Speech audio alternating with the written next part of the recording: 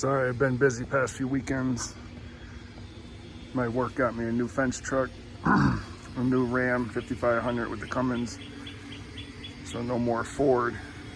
I'm standing over here in the shadow. Got me another Harbor Freight project going on. Got a new truck. I wanted to weld or make some kind of crane. I bought this thing from Harbor Freight. It's basically just a bottle jack crane. It comes with a spindle. I mounted the spindle up there already. I welded it up there.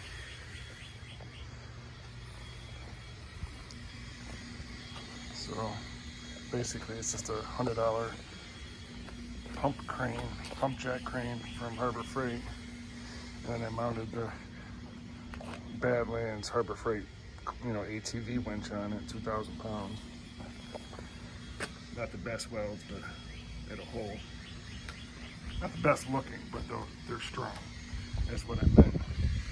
And I welded up this piece here so I could have some rollers on the end. Anyways, quick little update.